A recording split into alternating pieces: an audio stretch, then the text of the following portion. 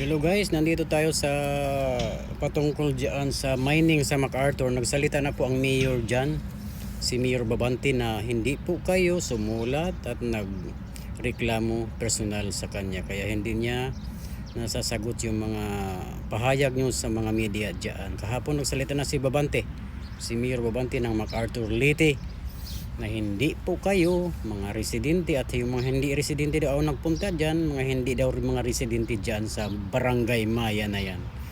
Okay, kung may problema daw magpunta o sumulat kay Mayor Babante. Yun ang pahayag niya kahapon sa RMN Radio Mindanao Network, base sa aking nakalap kagabi na impormasyon dyan.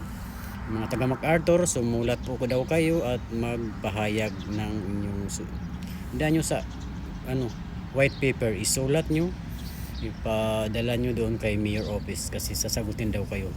Kasi ang DNR, ang mga sentro ang nakakastugon diyan sa mga bagay na yan, at na politika daw yan. Kasi ang nagbigay daw ng niyan, dati pang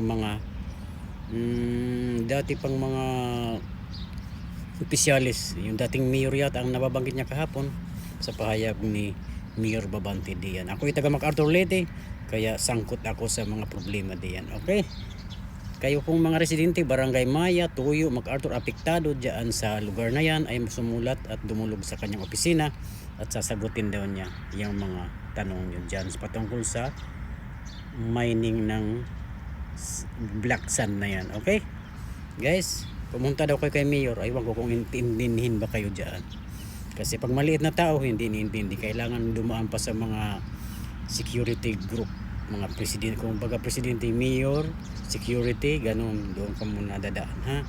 Kaya mahirap din lumapit ng basta-basta kay mayor, kasi pagkat ay alam nyo na. Okay, so wala daw siyang natatanggap na sulat laban sa mga ganyan. Wala daw siyang, hindi daw dumaan sa mga sentro, hindi daw dumaan sa DNR. Ano ba yan mga problema dyan? Kaya ang katukiban yan, buwas nga adlaw. Ito si LPG Habol nag-report direktamente mula dito sa Oman. Pahayag ni Mayor Babante, sumulat daw kayo diyan sa MacArthur Leyte, yung black sand mining na yan. Okay guys, thank you for watching. See you next week.